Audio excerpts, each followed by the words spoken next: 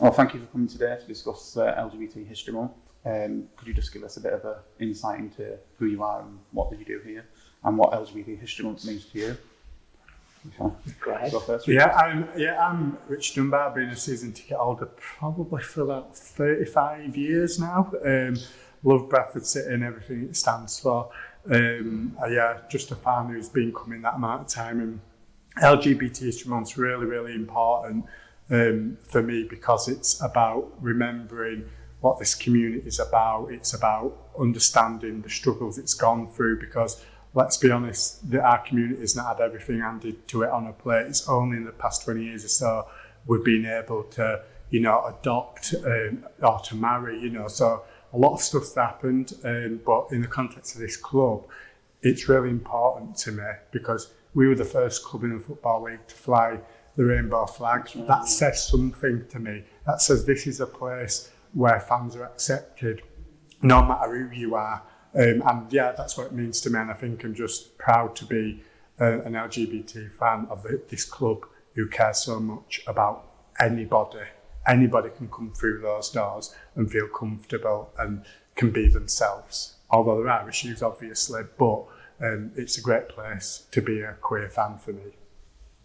I don't think I can say it much better, really, than what Richard said. So I'm Ollie, I'm the Head of Premier League and Business Development at Bradford City's Community Foundation, so we're the charitable arm of the football club.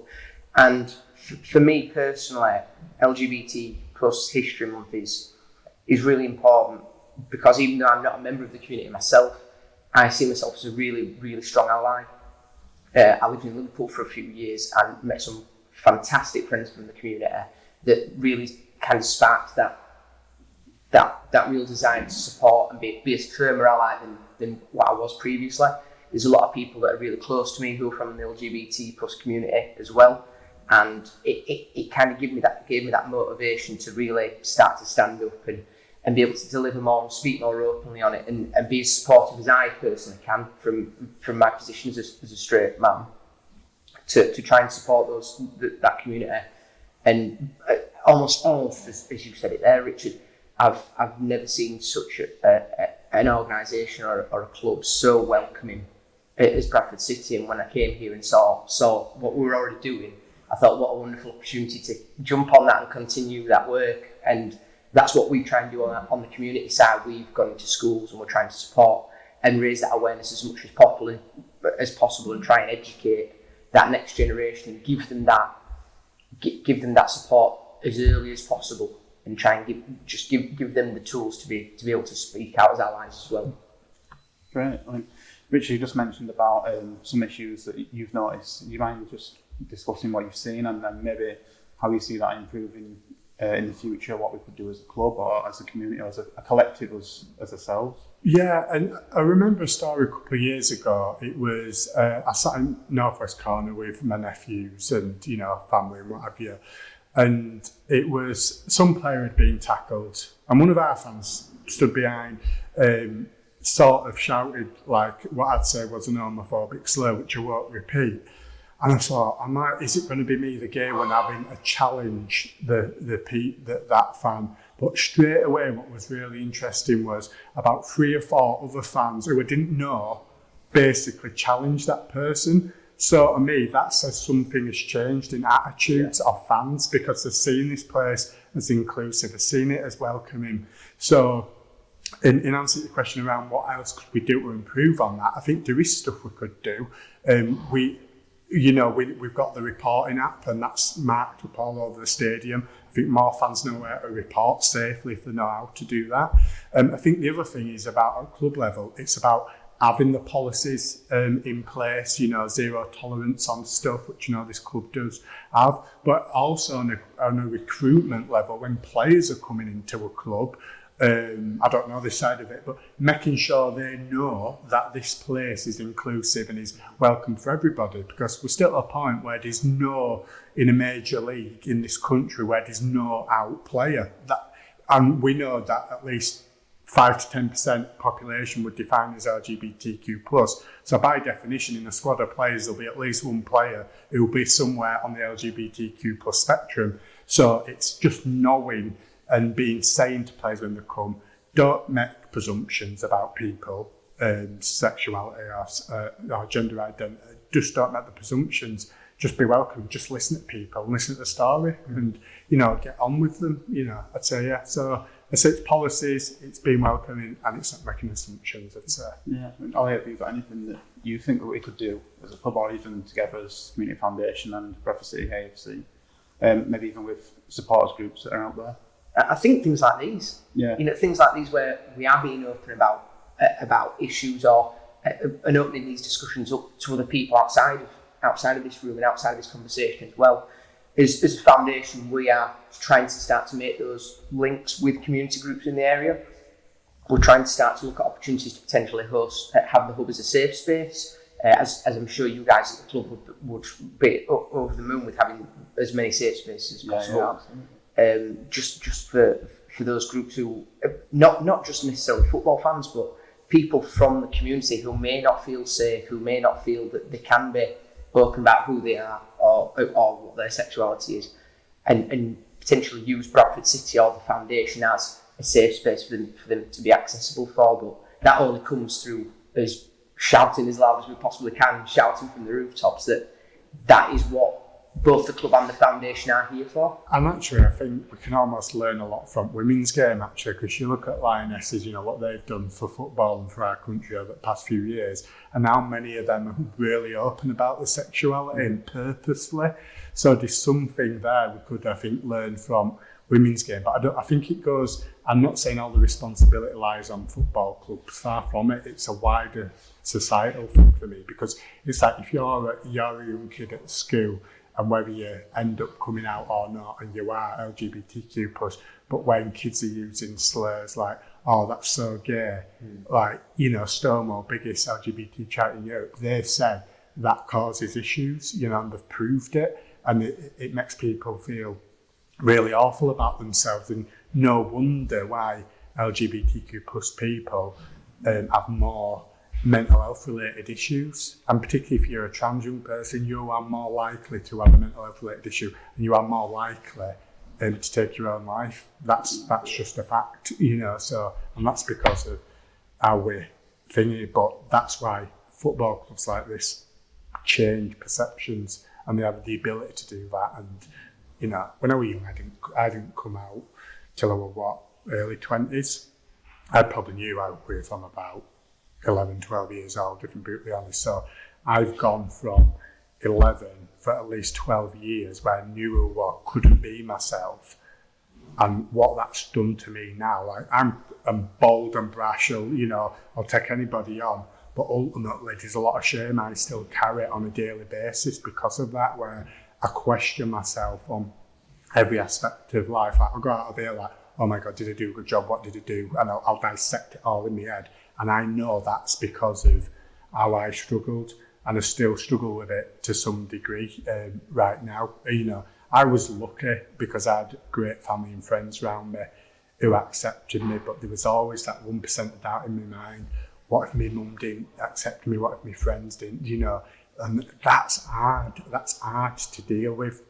And take on top of that, if you're a fan where you've been rejected by your family, then that's even worse, So what I suppose I'm saying is, if this place, Bradford City, is safe, people feel, part of it, and they can just be themselves for a few hours, you could be saving somebody's life. And I think it's that serious. So if there's fans out there who might have different views, it's not about LGBT stuff, it's not about turning anybody gay, let's get over all of that. It's not about that.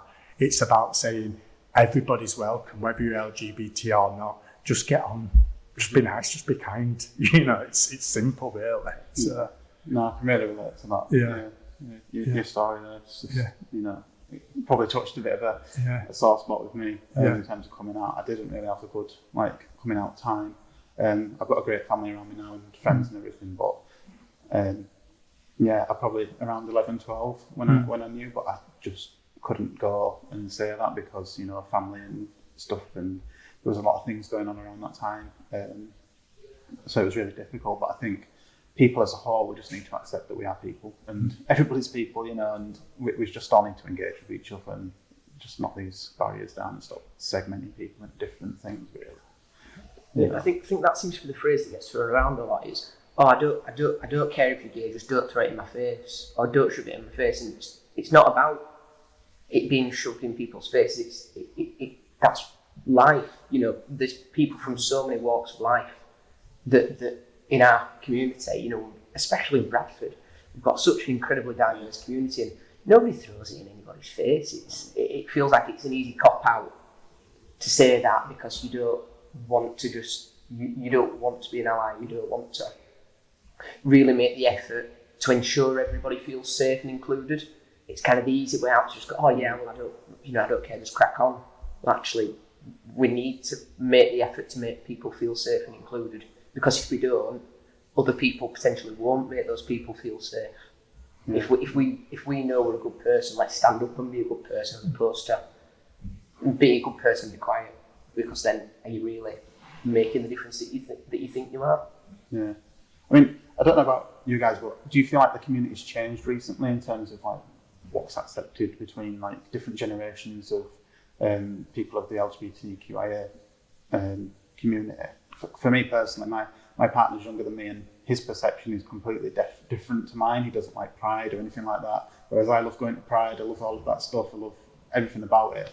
But more and more so, the younger the people, they seem to be more maybe coming away from that sort of thing. I don't know if you share the same view or not. Or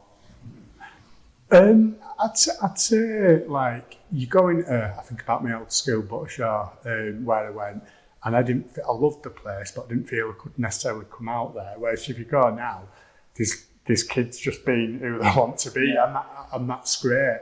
So I think, I'm not assuming how old you are, but I think I'm older than you, Marco.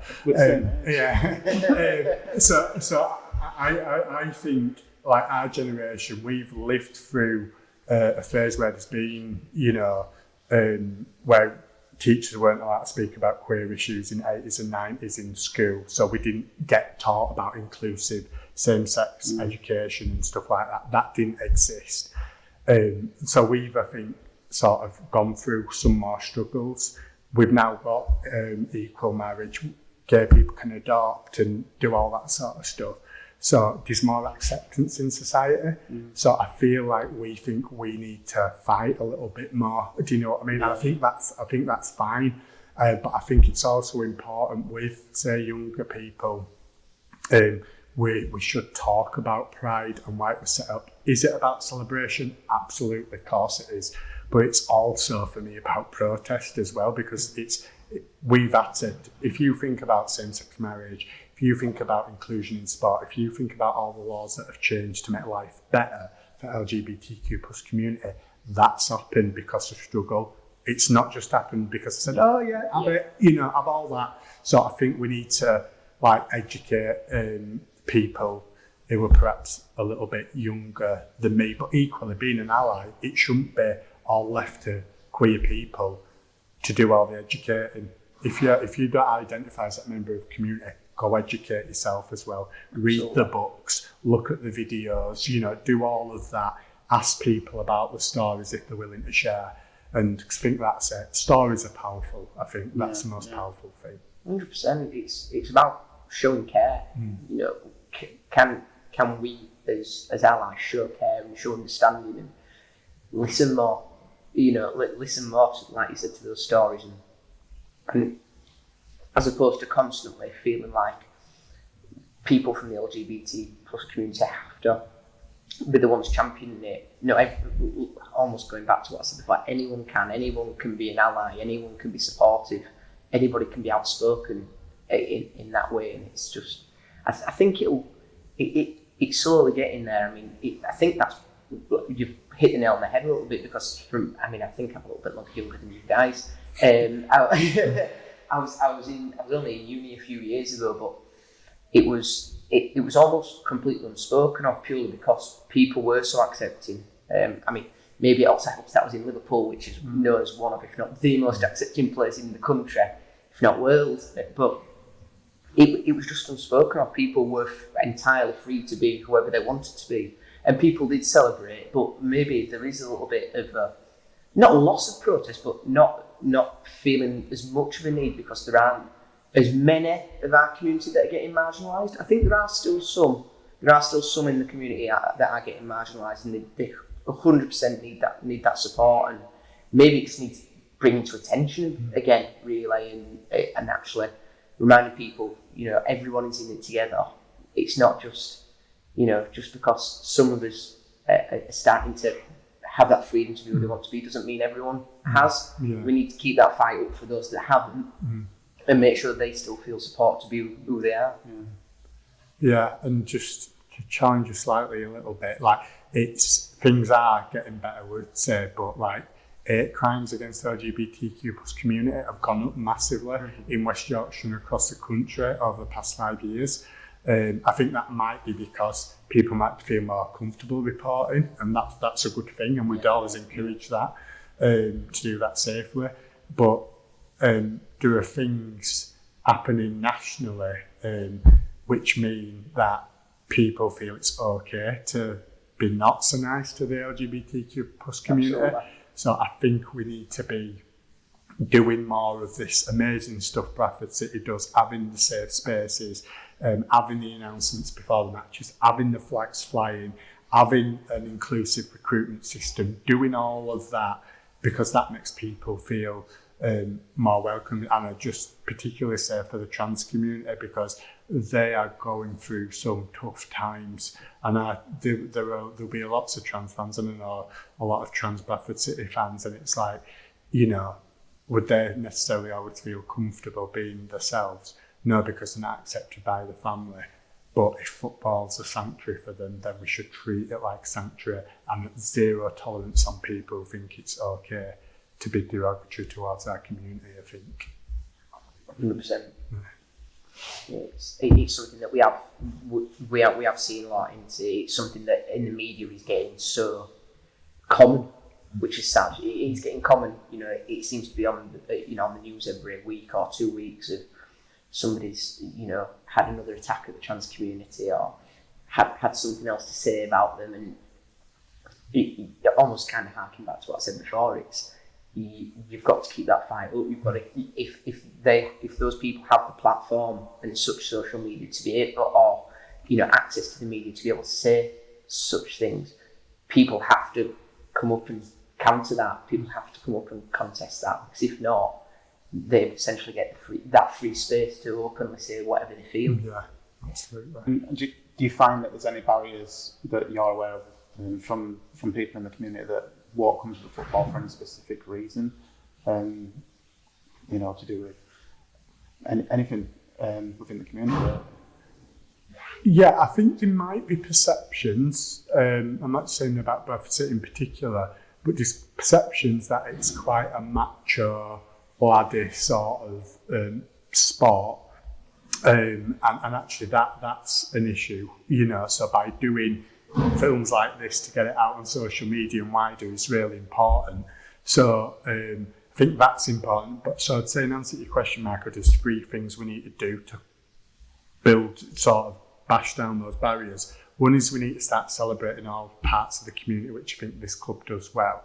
I think so, particularly in terms of the trans community. So Trans Day of Remembrance, Trans Day of Visibility, could the club do something more proactive on that front?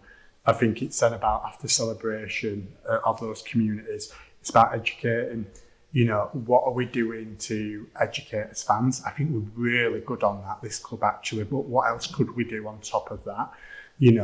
Is it sending them links to support? Is it sending them links to people's individual stories? Are we sharing them?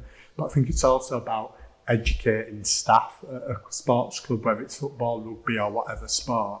I know the chairman's is really supportive.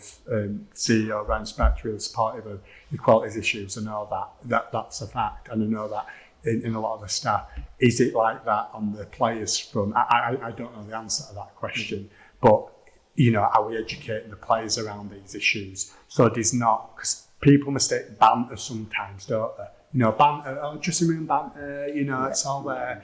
A comment's made, but a comment can be made, but some people don't understand how cutting a comment can be made and the impact it has on people. So education's important. Then I think about it's just being inclusive, just be mindful of people, celebrate everybody, and just listen to people and don't assume. I think that's a big thing. Yeah. We've gone into a few schools this time round delivering our Premier League Primary Stars programme, and through that we've delivered quite a few anti-discrimination workshops, especially around Rainbow Laces time. So we did it around the end of October, early November, where we went out and delivered some workshops in schools, and it was so well received by schools and pupils alike.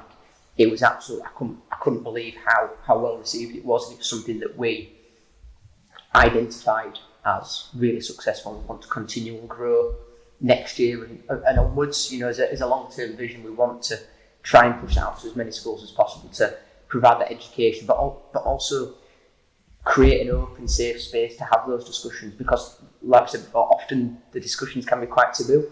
You can't say that, or are we allowed to say that? Well, you've got to have some safe spaces to actually have those discussions, to break those barriers, absolutely. To challenge stereotypes, but actually allow people to make those mistakes, but in a safe place to be able to do that, because often, that's not always provided for people, especially younger people as well. Why do you think the women's game's got it so right? I'm not a woman, so I can't fully answer that. But I think I maybe presume they've been quite open in talking about issues beyond football for quite a long time. I've got a friend of mine who's a Bradford City fan in England who does loads of work, sort of nationally and internationally actually, with the women's game. And it's just been like sort of dead open space, like barriers haven't necessarily been put up to the same degree as it might be in the men's game. So, and I think the women on the first team, the Lionesses and the big teams in inverted commas, have been quite open in sharing the stories, I've noticed, So, and I think that's what we've got to be able to do in the men's game, share the stories. If there's a player who wants to come out, what can a football club do to support them, to make them feel safe and open and what have you? But there's that other thing, there's an era of social media. It's positive in many, many ways, but if you just come out, and you'll see all the nice stuff, but there'll be a lot of negative stuff as well. And can somebody take that, so... But I think the women have got this thing of like, you share your stories, but they've got like this really good support mechanism around them. Nowhere near enough money in the women's game, I should add. It's getting better. But, I think stuff like that is why the women's game is quite inspiring. And I just think I'd say to, and you probably cut this out, but I'm going to say it anyway. I'd say to FA and to footballing authorities, be bolder. Just be absolutely bold with football clubs, with agents, with sponsors, with the lot. Have a zero tolerance, have a better education programme than you've already got, and invest in LGBTQ plus people. Because if you do that, more people in the men's game will feel comfortable to come out. It's quite simple for me. So yeah. What about you, Marco? What do you think? Yeah. I think it's a good point, really, isn't it? In that, depending on how much it can get published, but when you think about how much money is going into the men's game, potentially where that money is coming from, how much can some clubs or some players or some managers have the opportunity to speak out, depending on where that comes from. I know at Bradford City we've not got a problem with that. We're perfectly fine. We can be as open as possible about it. But you do see others, not just in this country but across the world, where that definitely can't happen. And there's been a lot of debate that's been struck up recently, especially around some players moving to other countries and how that's the debate that's then been caused by that, and you do see it start to rear its head in, don't you? No. I think we could start to learn from other sports as well. So another locally based team, rugby league team, Kiefer Cougars, owned by a queer couple, And they've got such a proactive in sort of recruitment policy where when a player comes in, an agent approaches them, they will sit down with that player and say, this is what we are about as a club. If you can't accept that, I don't care if you're the best player in the world. I'm sure they don't say it quite as bluntly as I just put it, but you get what I'm saying. We don't want you here. You know, this is an inclusive place. And that goes from players to management to fans. It's everybody. So yeah, but I think Bradford City's getting a lot of things right. And like I said, proud to be a fan and associated with this club for so long. I just think the wider footballing community could be more bolder from a recruitment perspective, from the policies you put in place, and just listening to people, you know. So yeah, I think we could be better at that. So just to wrap up, social media, what are your thoughts on that? So I know as a club, when we change the profile picture and stuff like that, we get a lot of negative comments. I see them every time it comes up, and it really infuriates me. And I want your thoughts on it, really, because I don't know what we can do to help that or educate people, or what do you think we can do? I think that's the biggest negative about social media, really, isn't it? Especially, I mean, even now that companies are saying that they're cracking down, they can't crack down hard enough. There's, you know, we saw after the World Cup when those that missed the penalties, the abuse that they got was disgusting. And I know that wasn't necessarily towards them in none of them were part of the LGBT plus community, but it's still it's still discriminatory. It's just vile comments, and you think, you know, can people just be a bit kinder? It's not hard, is it? And like we were saying, why do you feel the need to make such a comment? Can't we just be more supportive of each other? That's all we're talking about here, really, isn't it? Just being supportive. I think that's it for me. Why have you felt the need to comment it in the first place? What's driven you to that point that you're having to speak up so loudly about something as changing a picture? You know, it baffles me. Absolutely. You know? Has that made you feel better to say that? You know, to potentially make someone feel more uncomfortable, to make someone feel less safe or less likely to be honest about who they are? Has that comment been worth it? I mean, again, for me, new supporters come into a club, they might have a look on Facebook page and we've done this, and they start reading this stuff and they think, if they are part of the community, am I really going to go here? Probably not, actually. You know, and it's actually closing down new supporters, new support base and things like that. Yeah, I think you're right. And you said at the beginning, Marco, there you said, like, what can we do to change it? I think you hosting something like this where people can hear personal stories starts to change some perceptions. Yeah. And what I'd say to anybody who might have put a negative comment in past, I'm not going to judge you. All I'd ask you to do is think about the impact your comment could have on somebody. You know, so it could have a really bad impact. And if you're having a really awful time and you don't feel great about yourself because you feel you can't come out, that could have a bad impact on your mental health. And like I said, I'm just going to be dead honest. People from the LGBTQ plus community are more likely to attempt to take their own life. This is how serious this is. So please just think. Ask questions, like you said, in a safe environment, but just think about it before you put those comments, you know, and just do some research. And come and enjoy football. Let's hope Bradford City won't play us that end of season and just enjoy the football and just be nice to people. Well, thank you both for spending this afternoon and discussing this. Thank you. Thank you. Cheers.